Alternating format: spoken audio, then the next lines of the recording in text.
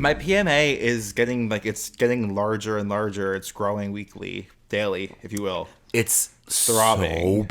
Joe, it's throbbing. It's a big throbbing PMA. Yeah, it's pulsating. Yeah, and I'm kind of like, thank God. And as I said, love is in the air.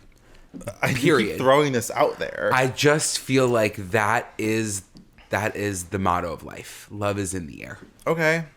You like that? I love that for you. I'm leaning into it. I'm confused about it, but I'm happy for you. I appreciate that. Yeah, I think that's the new me. Yeah. Is I'm confused about it, but I'm happy for you is how I'm going to start going. Because, like, I'm someone So it's no longer going to be like why are you doing that? It's I'm confused. I'm confused, but I'm happy. I think that my thing is, I'm honestly think I can't start therapy immediately. I now am in a therapist mindset every time we start this podcast. Maybe not the worst concept. I kind of love it. But I'm just thinking, like, maybe a lot of my frustration and my judgment comes from I don't like not knowing something. Mm-hmm. So when something confuses me, I'm like, you're crazy. Yeah. Instead of being like, I'm confused. Yeah. But I'm glad that love is in the air for you. Yeah. You're crazy. What's wrong with you? Stupid. You're happy. So why is love in the air? What's going on? I just feel like the past couple of days, things have been shifting in my favor. Oh, you think? I do. Okay. And it could be the affirmations. It could be the Are you doing them every day? I am. Oh my God. I am. Can we do some at the start right now? Yeah, absolutely. Can you throw some at me? I'll repeat. Yeah. I am worthy. I am worthy. I am competent. I am confident. I am sexy. I am sexy. I am smart. I am smart. I am capable. I am capable. I am strong. I am strong. I am resilient. I am resilient. I am passionate. I am passionate. I am excited. I am excited. I have a voice. I have a voice. Good children. And I am fine with that. Period. Hey, you guys, and welcome back to Good Children, the podcast where hosts Joe Hegyes and Andrew Muscarella reflect on our 22 years of friendship, growing up in the late 2000s, early 2010s, and all of the nostalgia, trauma, and graduations that came along with it. What a long, strange trip it's been. It's been through every single year.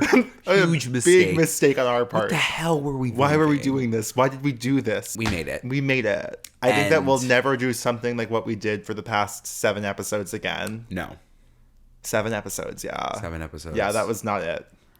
It really, it was some of the most troubled parts of our life, of my entire life, like not just of the podcast. Because you guys, you know what? Like reflecting on our childhood, amazing. Reflecting on some of the most awkward years of our lives, though, it brings up some things. It brings up some things. I enjoy it. I just didn't like the structure. Yeah. It was too structured.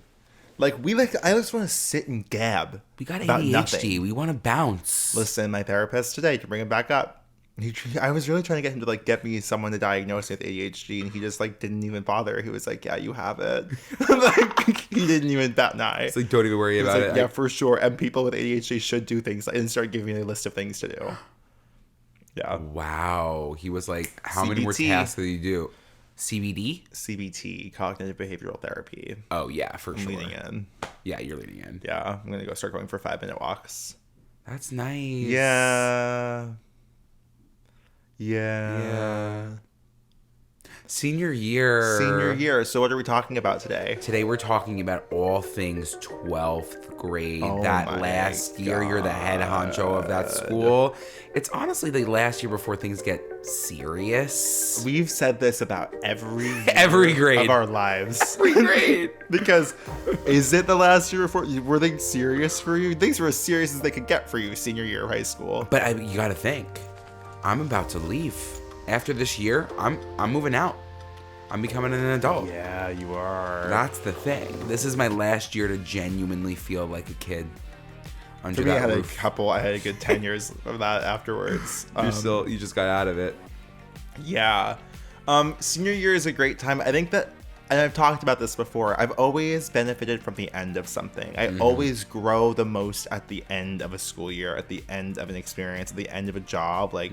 I think it's when I stopped caring. I've stopped worrying so much about what other people are thinking. And I'm like, I'm just going to be myself. And senior year was that for me. It was the time when I was like, I'm going to make friends. I'm going to be myself. I'm going to become royal, actually, is what happened. So I'm going to become someone else. I'm going to develop it's an alter ego. Last year to do it, you might as well try it out, especially a few months before that school year ends. Why not? If you were to do royal and everyone's like, that's a fucking freak, well, it doesn't matter. I think that's what happened. Yeah, but like, now? Look at me now. Now Royal is one of the most celebrated characters in film history. It's truly... That's the one. It's ongoing. Mm-hmm. And thank you so much to Wes Anderson for developing the character first. Mm-hmm. I do want to say it, though, about Royal. And I know that you've shown the picture multiple times. You've shared it. But this one with the I look kind of good. You look really good, Joe. I look kind of good. And it was kind of alarming and shocking when I was looking back on it. I was like, really? You were modeling. I've always been a model. Yes. I think at my core, like, and I'm not even saying that in like a self-celebratory way. Like, I've always known how to pose in front of a camera. Mm-hmm. Like, whether or not the pictures turned out good, whether or not like I have model proportions, I kind of do. Yeah. At least some of them. I have always known how to take a picture of myself. Yes. So yeah, Royal, and that was at the time I had my camera for a couple years now. I was like really on the internet. I knew you were how to up take in that pictures. room being like, photo let's shoot, do this. Go. Yeah, I know my angles. Yes. Yeah. And I was actually rolling up a piece of paper that looked like a joint and put it in my mouth for a few of them. You're so nuts. I wanted to smoke weed so badly. You're such a nuts person. That's me. I'm confused, but I'm happy. I'm confused, but I'm happy for you. Yeah. Yeah. Love that. Prom. You had prom. I had banquet. What's up with your prom? Should we start with the beginning of the year maybe? And then you're right. That? You're right. I feel like because I have some shit to say about that goddamn fucking prom. Yeah, you do. You might as well leave that shit to the end. I don't talk to any of those people anymore, and they don't talk to me. Mm-mm. Not one of them, except for Frank, and that's fine. It just goes to show you that a lot of things went down. And now it's been almost a decade, and those tensions, the blood is still bad to this day. Wait, that's tough. You start the year, you're like, oh my God, this is it. This is our last September. This is our last first day of school. Oh my God, going into school, saying that to everybody, like giving people hugs, being like, you guys, we have 180 days left. We're never going to have another September 7th ever again. Yeah, we're never going to have another 9/11 in school again, ever again. Me. You. It's like, you, fuck. because like after that, like you won't be in college on 9/11, but not with your classmates. Not with my class. Not with the kids I grew up with for 4 years. Not with your classmates. Showing up to school, first day of school outfits. That was the biggest deal. What did you wear? This was the story. We've mentioned this, but we'll bring it up. John Paul Weiss. Wore that same outfit as John Paul Weiss. Tensions rose. Oh, I'm sure. We diffused the tension. Did you diffuse the tension? How quickly? I would say that, like, give it within the week. I was going to say, it was not the same Not day. the day. Yeah. Not the day, because I think that there was, like, how could you? You said that? No, I think you were John copying Paul, his outfit. I know you're listening. John Paul, you copied John Paul's outfit? You guys. Okay. If you're not noticing a theme yet, we have a copycat in the presence here. I'm going to need John Paul to almost call it at one point. I personally believe that he copied my outfit. And this is me airing my dirty laundry, but I do believe it was copied. And by all means, like looking back on it, you could have that outfit. The math adds up that it was you copying the outfit. I'm easily influenced and I'm easily inspired. That doesn't mean I copy. Yes, it does. You copy tests, you copy outfits. Don't project outfits on me. Maybe sometimes recently, but not in high school. Okay, high school, I felt like I started my own. I was that sad bitch wearing Vineyard Vines. This was senior year. Who were you inspired by? I know that if we're tarnishing John Paul's reputation this episode, and I'm going to continue to. No. I know that like you brought him toward the Vineyard Vine side. You brought me to the Vineyard Vine side. Yes. Like you did that. We helped. We guided each other along the way. Who did you look towards for that? Was it Mitt Romney? It wasn't Mitt. Was it like his sons or something? It could have been like of that genre of person. A young Republican. Like Kyle James Patrick. I had his bracelets. Yeah, I think that like that was my inspiration. Prep. There was something about that prep outfit for me. Something about prep. Get on it. Guys, get on it. It's not even funny. Mm-hmm. You're gonna do that? You're gonna do that I here? think this podcast has been us going back and forth, one of us not having prep. Yeah, I'm like, you're gonna do that? Yeah, no, you really became like a little prepper. I became the prepster of a school where I don't think that was of the norm. And you said salmon shorts, salmon pants, salmon shirt, anything salmon. And you were swimming upstream. Instead of seeing another salmon, I'm seeing a bear. Really? Because I'm seeing a whale. My lacrosse coach actually looked me in the face when I was wearing one of the outfits and he said, "Who do you think you are? Who do you think you are wearing that?" Your lacrosse coaches were trying to get you to kill yourself. No, that's what it was, right? Yeah. Now that I look back on it, I'm like, they wanted me dead. Dead They in the ditch. You shouldn't be wearing that to the school. And I mean, they kind of read me and they, why are you limiting my self-expression? I actually can't wait to see how you're depicted on television. Contrary to your prep and prep, I had now entered my grunge 70s alternative Tumblr skinny jean Nirvana t-shirt denim jacket era, which I don't think I've ever really truly left. No, I think that was me being like, this is who I am, and I was learning that from Kanye West, from everything in that 70s show. Tumblr was a big inspo, as we just said. And that time for me, I was like, I am so fucking cool. Like, it was the first time, especially, I wonder if having a uniform helped me, like, disguise it. Because I was, like, able to show up 4 times a year in normal clothes and, like, put effort into that experience. Where I was like, I'm going to show up and show up. And I do think... wipe the floor clean. And each dress down day, I think I showed up as a different character. Like, I think that, like... Because one time I was in flannel shirt, denim jacket, Nirvana tee, black skinny jeans, Doc Martens, like, full cool Tumblr kid.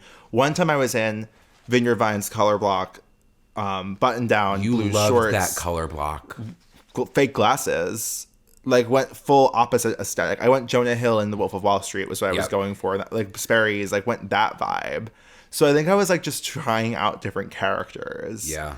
And someone once told me that, not that long ago, said you always show up in costume. You don't dress, you wear costumes. And I do think that's true. And I feel like that evolved in high school with those limited opportunities. How did you take that? It was honestly, it was a supermodel who told me that. So I took it as like a little bit of a compliment. I was like, that's kind of chic to say. It's kind of chic to show up in costume. Yeah, to show up in costume. I think it's true. I think I've slowly stopped doing that, but I'm going back into it. I want costumes again. I don't think it's a problem. It's exploration. It is, because again, like, what doesn't change is you. Mm-hmm. But what can change is what's on the outside. And what can change, you can change your name and you can change your clothes. You can change your mind. That's just the way it goes. You can become royal. Say goodbye and you can say hello, but you'll always find your way back home to royal. The Vineyard Vines lasted for me, I think, all the way through. Yeah, it lasted for about 5 years. Yeah, it made its way through college, didn't it? Through college into Boston. Yeah, to Boston. I brought Vineyard Vines to Boston. I don't know if you brought Vineyard Vines to Boston. I have a strong feeling Vineyard Vines' presence in Boston was heavily documented prior to your arrival in that city. Oh, Joe, it's like started there. Yeah. You know what I'm saying? I didn't necessarily bring Vineyard Vines to Boston, but I brought my Vineyard Vines there. Right. Okay, that makes more sense. Yeah. And it is interesting, like, why were you styling yourself as like a 60-year-old divorcee dad, Republican dad? Why was I doing that? Yeah. Listen. This is why your lips are chapped. Because I'm sucking all you do them. is suck them dry all day.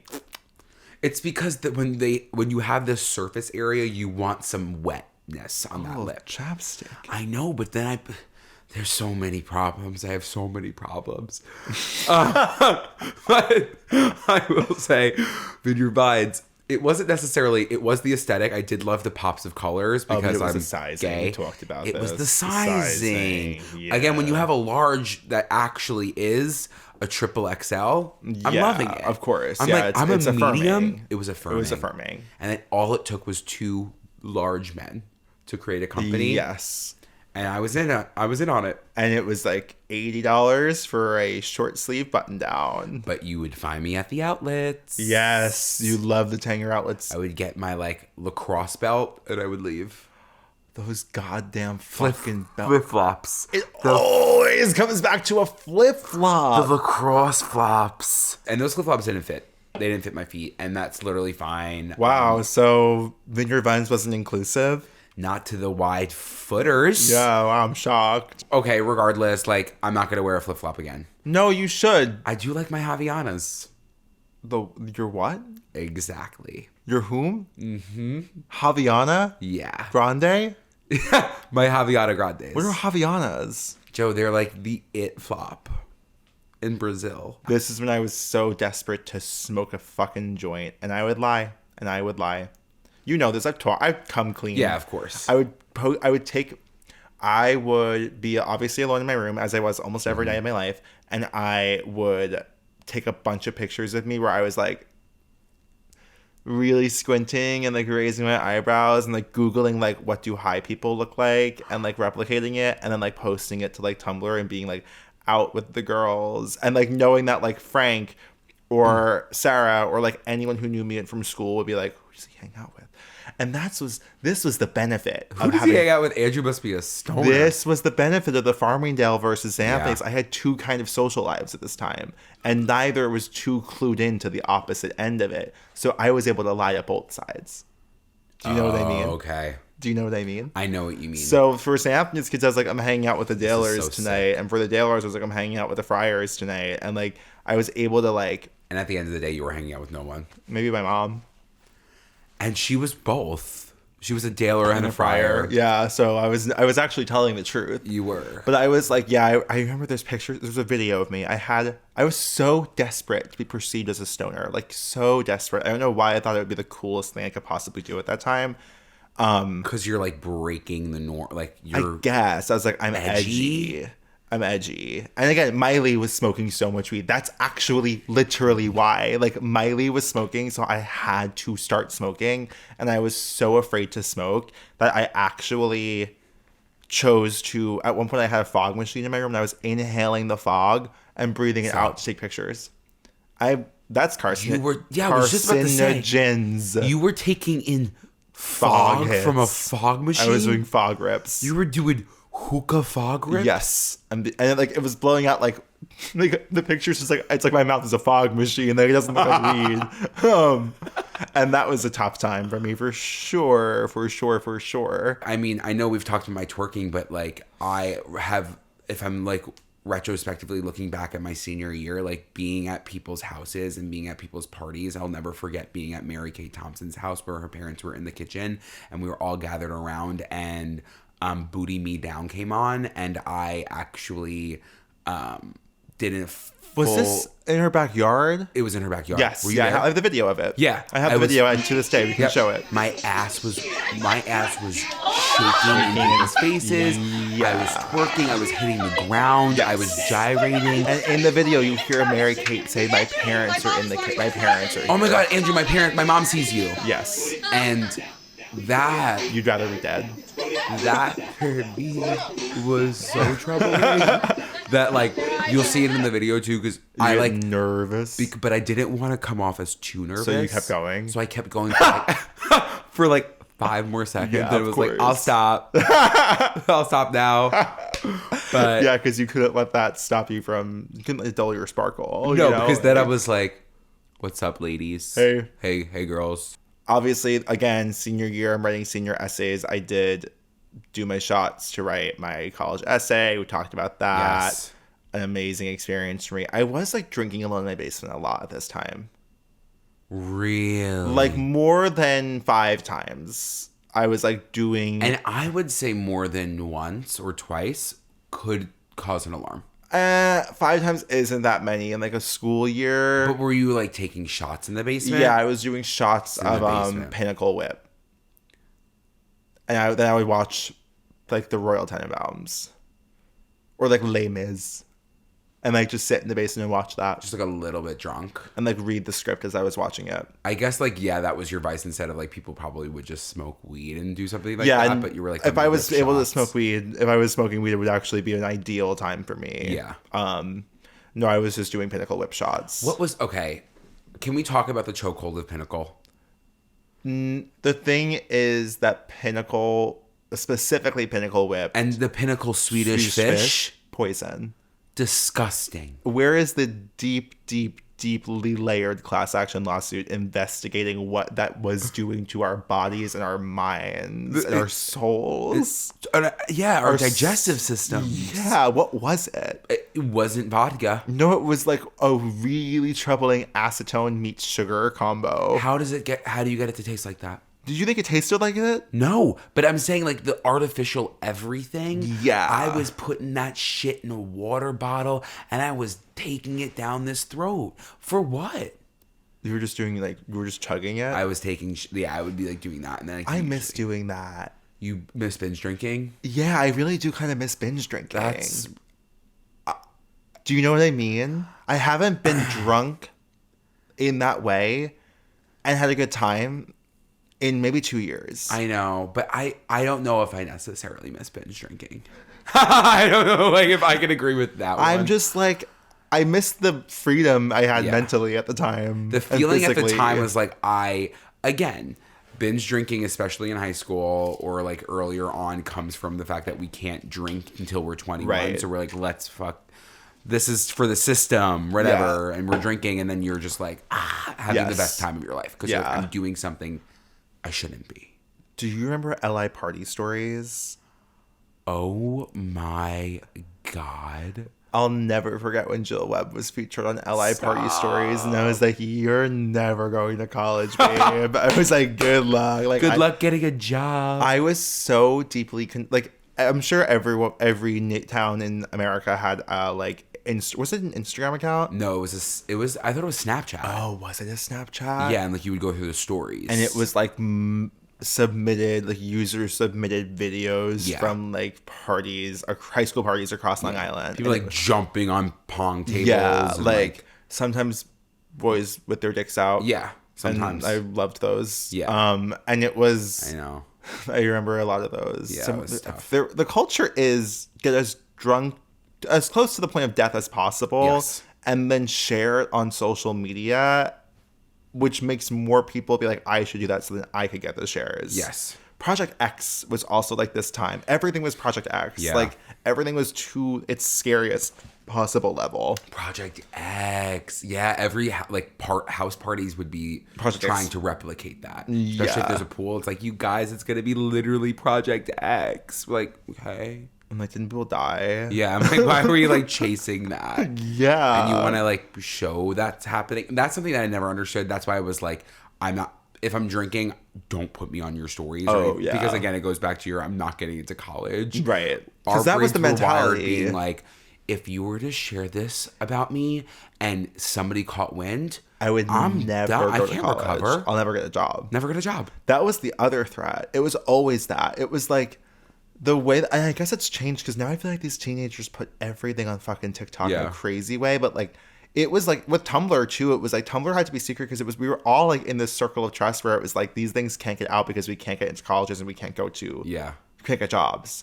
And like it was always like, be careful what you put on Facebook because colleges go through your Facebook photos. No, the fuck they didn't. No, they fucking didn't. You think that admissions counselors has going time every single applicant's Facebook albums? Why did we believe that? Yeah, we all did. Who was doing that? We all I did. firmly was like, absolutely, this is true. Like, there'd be like a picture of me with a red Solo cup, and I was like, this can't be on Facebook because it would imply that I was drinking. Because I had Diet Coke in there. of course. Yeah. Because it's a cup. That's crazy. We lived in fear. We lived in fear. Terror.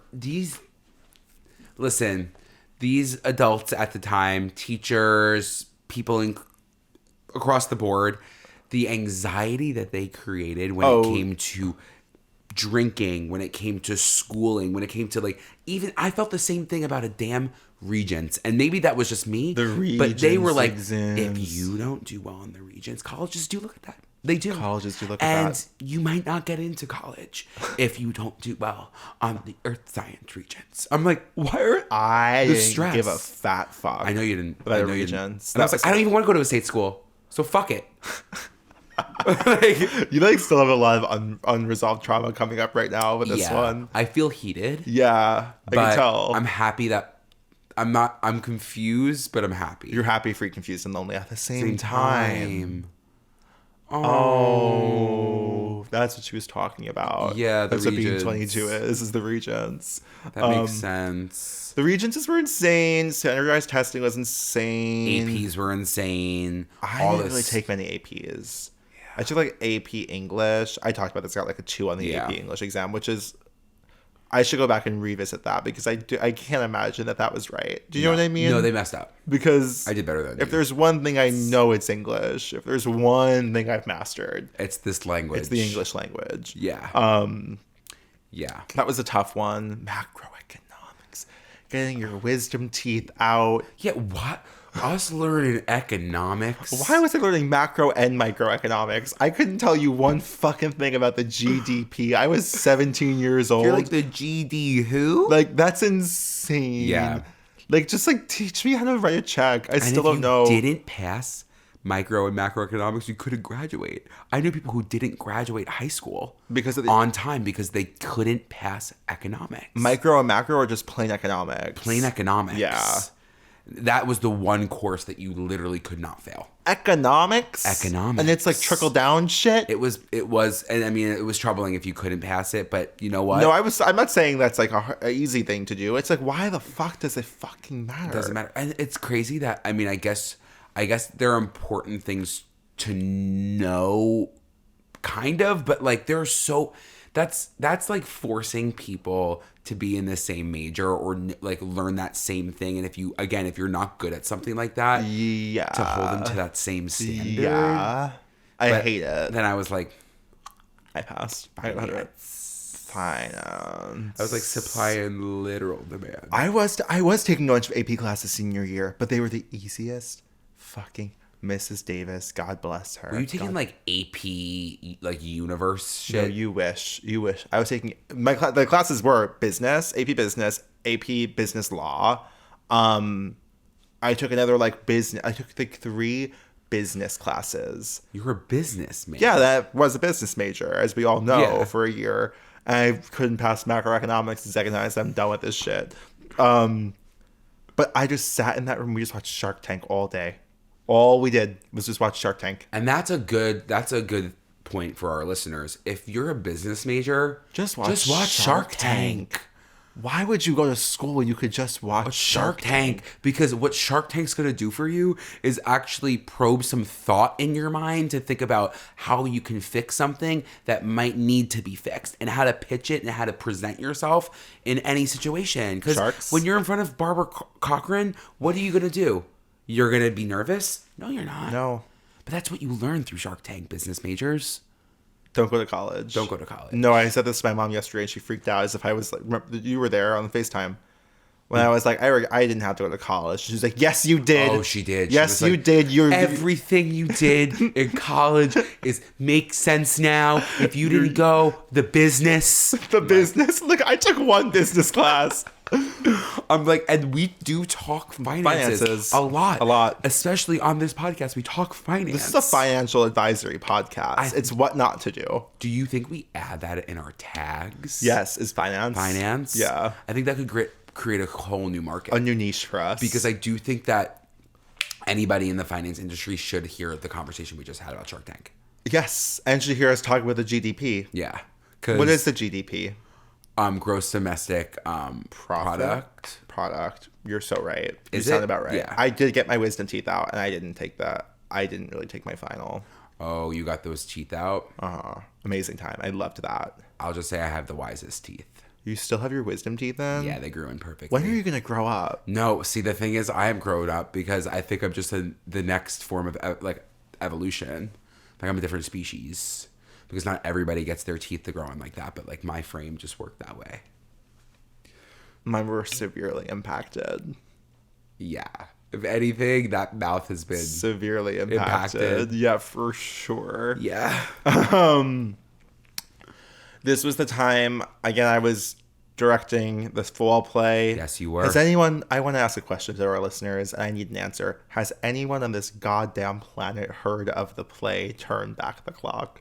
Has anyone? Has anyone? I know there's one person out there in Milwaukee that's screaming, who's like, what the fuck? Like, I did Turn Back the Clock. Our Nebraska listeners are freaking out. Someone has done Turn Back the Clock, but that's what I directed, and then I did Anything Goes. Anything a classic. Goes. And that was one of the most dramatic days of my entire life, except when the cast list went up and shit went down.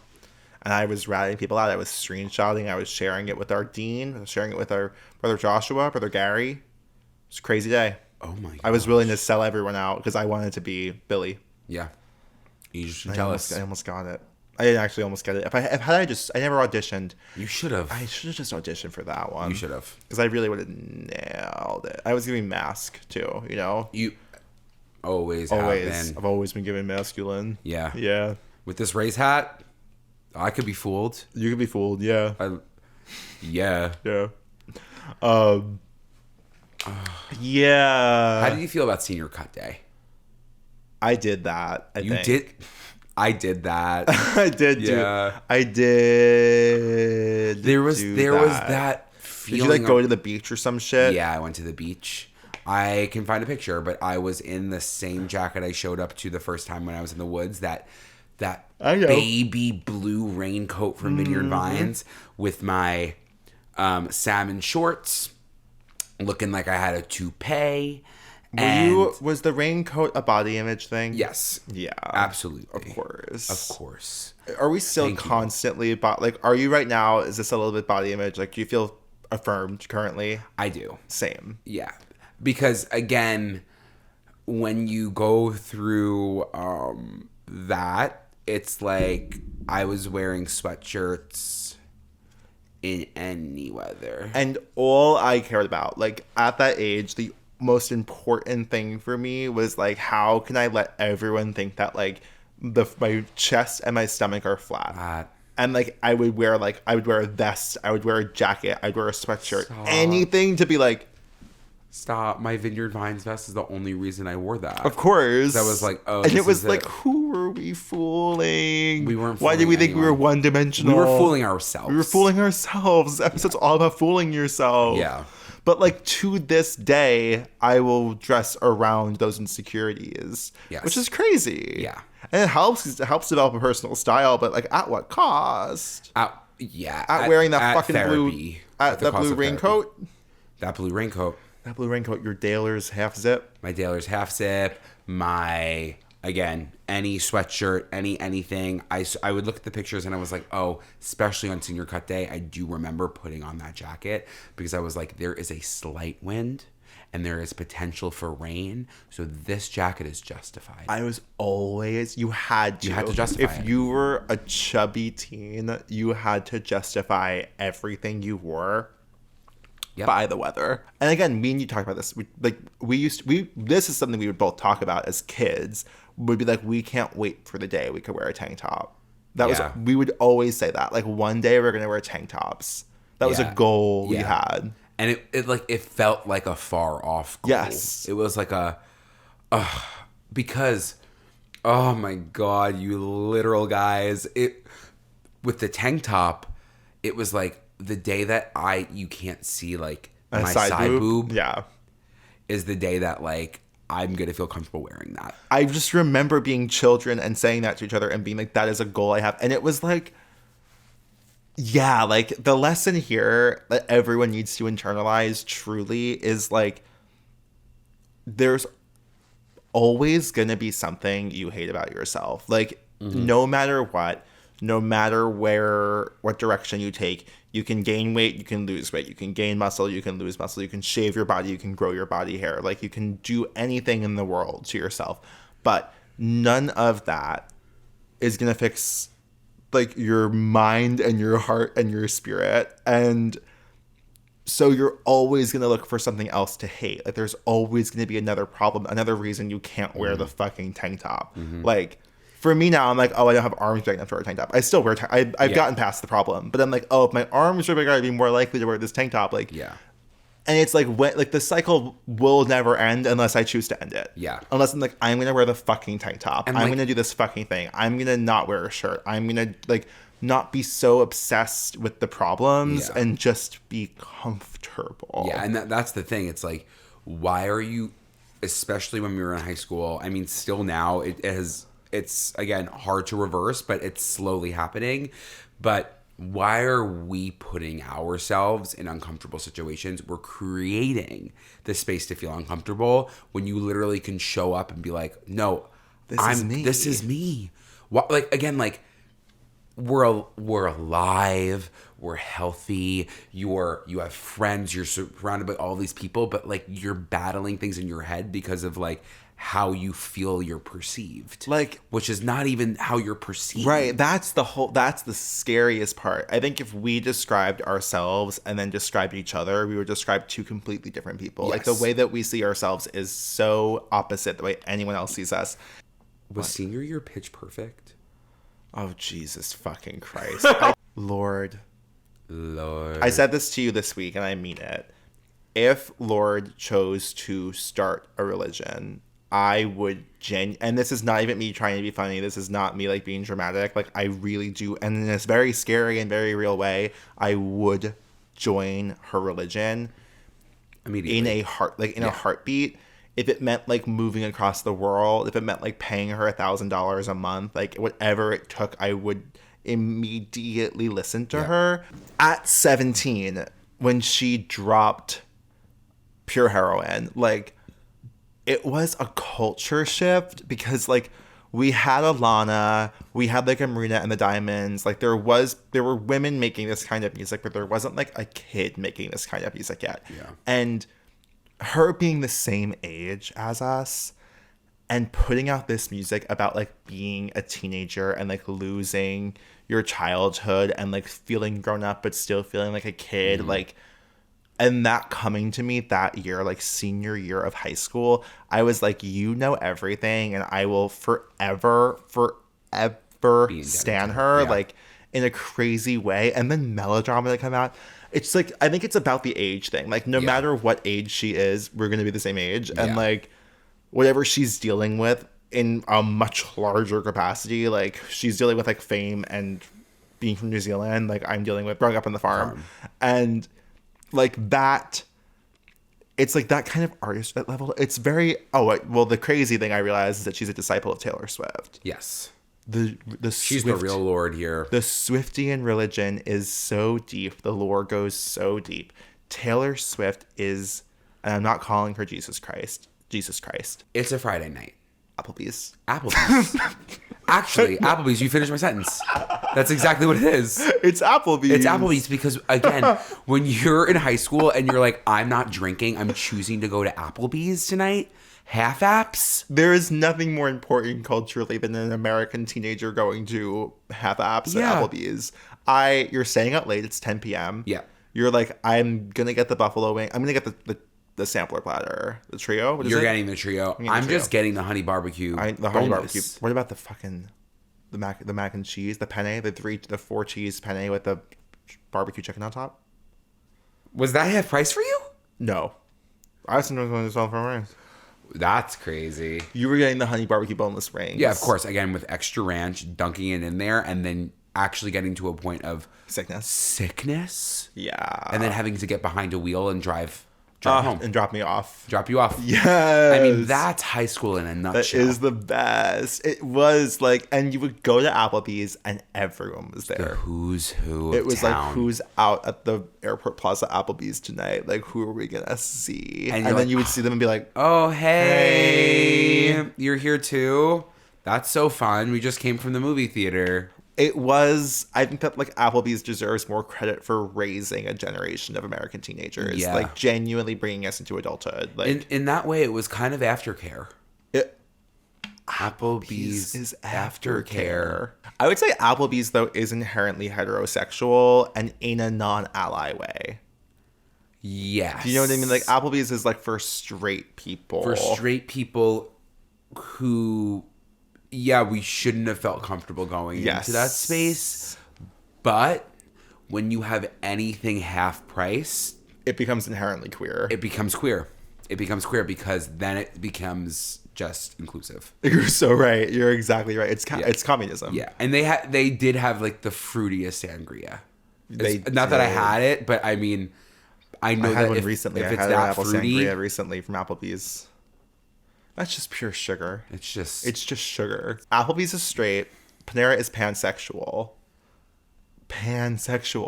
I do believe, Joe, the Cheesecake Factory is bisexual. I think you're actually so right. And like I bisexual in a threatening way. Yes. Threateningly bisexual. Yeah. I'm just going to say it, Chili's. Chili's is gay. You think Chili's is gay? Is it the beer battered chicken tenders? It's the sizzling fajita. It's the drama and it's the stink of a sizzling fajita. Stink. Nothing gayer than drama and a lingering after smell. Mm-hmm. What's the most lesbian one? Hula hands? What did you say?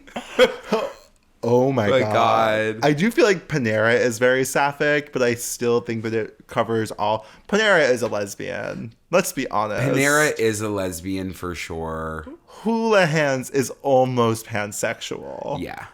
Like, Hula hands seems like a swinger. Yeah. Joe's Crab Shack. There's Joe's Crab Shack. Have you ever had a positive experience in Joe's Crab Shack? No. Don't they just feel like a disaster zone? Yeah. Like something terrible happened on the ground they were built on? Like, why are there that many crabs at Joe's? And the weirdly like sexual shirts. It's like, I got crabs. Crabby down there. Yeah. You're like. And I was like, Mom, I need it. It's just my name. I'm almost thinking Friendly's could be asexual. Yeah. There's like Cracker Barrel, which... Cracker Barrel is a conservative Christian. But again, like, and I'm not justifying the conservative Christians out there, but like, sometimes you just want Mama D's French toast. Is that what it's called? Yeah, no, I'm willing to swing that way for Cracker Barrel. I'm willing to vote row B for fucking Cracker Barrel. Like, prom. I don't know. There's so much drama with the prom. Mm-hmm. You know, it's asking someone. I asked my prom date out with an apples to apples card. Remember apples to apples being the biggest thing? I do remember that. We were obsessed with apples to apples. Mm-hmm. That was honestly a slay on my part. Like, I like fit it into her deck so that when we were all playing at her party, it like she got given a deck of cards, and one of the cards was a custom apples to apples card that said prom with Joe. Was this the party that I showed up as Santa? No, that was another party. Good children to the guidance office.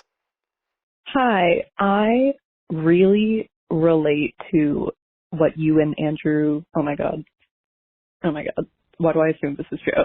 I really relate to both of your takes on being mean when you were in high school. There was like for sure a presence of like meanness and like the funny bully who like wasn't a characteristically like mean bully that punched people in the face, but like socially, you know, it was part of being cool and fitting in, just like being a general bully. I feel like I was a general bully when I was younger. And I think about it and it really sucks and makes me feel bad. And I guess the question is, how do you reconcile with being a kid who might have caused harm or hurt other people's feelings when you were younger? Like, what is your therapy for that, I think? Whatever. Bye. I bet that's a great frame for the entire episode. That's a really great framework. Because I would say senior year is absolutely when I became the most villainous version of myself. Mm-hmm. Like, it is... Yeah, it's a time to be a fucking bitch. It's because it's the time where you feel like you have the most power. Mm-hmm. And you're like, I'm going to use that power to like step into this next chapter in my life as the person that I wanted to be. Because the time is fleeting and like you might damage your reputation, but you're quote unquote never going to see those people again. So what do you care? Nope. And it is a place where I do feel sick. Yes. About myself when I was in high school. And that's why like I feel like post grad, I kind of pushed everyone Yeah, same. Oh yeah, so I cut everyone out. I'm kind of embarrassed. Yes. Like, I found being flashy as a way for me to feel cool. Yeah, of course. And I wanted the validation that way. Of course. And looking back on it, I'm like, that couldn't have been less me. Like, I actually don't really care now. Like, yeah, you really don't. I don't. Like, I will wear literally anything that you give me. I will get whatever. Right. But then I was like, I needed to prove something. And for that, I am sorry. Yeah, it was a lot of that. Like, I think it was... I mean, I think the main thing about being a teenager is also, like, you're always looking for the way to make yourself not the prey. So if there's someone weaker than you, you're like, look at them. Yeah. Don't look at me. And, like, that was also the vibe for me. I was like, oh, I can, like, point to this person as the problem so that you're not bullying me. And I did that very often, and I created a lot of problems, and I created a lot of gossip and drama and, you know, just things like that. Yeah, those are like light things to handle, especially when you're in high school. For but sure. It definitely is a learning. Do you feel like you've learned since I mean, then? yeah, and I do think I'm still stuck. Like, I still feel like I'm like, oh, I'm a horrible person because of, like, those experiences. And it's like, okay, we can like, learn and grow and, like, pay attention to, like, what was mutual, what was one-sided, etc., etc. Because when you're 17, like, again, you're still a kid, but you're still, like, going back to the meanness, like, just because you were mean in high school doesn't mean that you're mean now. I think that it was a product of a lot of insecurities. And that's bullying in general. We've talked about it, but, like, if I wasn't quote-unquote mean, but I do think I was a bitch. A bitch is a great way to put it. Yeah, and it was all based on insecurity. Yeah, I never sought out to make someone else's day harder. No. But if it came To make my day better, I would have let it happen. Yeah. Yeah. I want to start doing TED Talks. I'm over this. Oh, I'm hungry. I'm starving. What All the right. hell? You guys, I know we've been doing boards this week. I mean, boards for the past couple of weeks, but You're over it? It's not that I'm over it. I think I'm going to come back with a few more. I just, like, Need a break. didn't want to do it. Yeah. So, I'm sorry. These are chocolate Dunkaroo? They only had the chocolates. And this is the thing. I love Dunkaroos. And A today we have... chocolate Dunkaroo? It's not... Why does it not have a Dunkaroo at all? What's the point? I'm confused, but I'm happy for you. Say what you You don't want. think it tastes like weed? No. Mine literally tastes like an edible. Like, actually to a crazy point. Does yours have, like, liquid on top of it? Yeah. If you told me this was, like, an edible Dunkaroo, I'd believe you. I'll eat it. Can you imagine? We're stoned out of our minds. This is the thing about a Dunkaroo. I think it's incredible that they were allowing kids to just dunk cookies in frosting. Like, that's so iconic. Like, it literally, like, there's no nutritional value to that. It's just for pure pleasure. And sometimes in life, we just need pleasure. With the chocolate, as opposed to the confetti, number one. The chocolate, tell me it doesn't taste a little bit like brownie batter. It does taste a little bit like brownie batter, but I'm not obsessed with it. I ate the whole thing. Wow, what a fun little episode. I had a great time. I had a great time. I feel like a mindset shift was needed. You feel like we've entered a new era of Good Children, the podcast. And I do believe that, like, senior year, out of all of the years, like, it all came to a head of, like, what we were going through. Especially body, like schooling. Everything happened in senior year because we felt it was so important. Yeah. And before that next stage in our lives... But I'm happy to put I'm going to homeschool my kids. I'm so scared. They're going to be so pale. I'm so scared for you. They're going to be the palest kids you've ever seen. If you haven't gotten a ticket yet, our LA show is on Monday, March 20th. We will see you there. And the energy is going to be electric. Oh, it's going to be insane. And if you're going to miss that one, you want to come to San Diego. And even if you were in LA and you still want to go to San Diego and switch it up. Trip. On a Tuesday night. On a Tuesday night. We'll see you there. On the 21st. On the 21st. And then if you can't make that, we'll see you in San Francisco on April 2nd. The day after April Fool's Day. And if you can't make that, we'll see you in Seattle. April 3rd. Seattle. April 3rd in Seattle. And if you can't make all of that, if you're an East Coast girly and you want to be up at 10:30 p.m. for one of the craziest, truly most unhinged nights of our entire lives, come to the Boston Late Show on April 27th. Come to the Boston Late Show. And I know you guys are begging. I hear you in Chicago. I hear you in Nebraska. I hear you in Nebraska. I hear you in Miami. And I hear you in Salt Lake City. But the thing is, we're just two gay two little boys that are trying to make their rounds. And so we'll see you there. Gonna get there. We're gonna get there. Don't stop begging, please. No, don't stop begging, because like we'll probably see you in like May to June. Yeah, for sure. So and Philadelphia. Don't forget to do your homework. Spread the good word. Like, rate, comment, review. I would like to see a few more reviews. I would like to see a review bump. I would actually. I do. And this could be a good point for you guys to stop what you're doing and leave a little something. Leave a little review. You know that we need applause to live. And my love language is words of affirmation. So if that doesn't tell you what I need, you are so talented. And if you guys want to be featured in the next episode of Good Children, give us a call at 516-366-0826. That's 516-366-0826. Drop a question. Tell us a long story. Yeah. Give us some topics you want to hear us talk about, and we will play your call if it is funny, and we will include it in the episode. So, see you next week. As we go on, we remember all the times we shared together. You don't know any words. You don't know words. You just don't know lyrics to anything.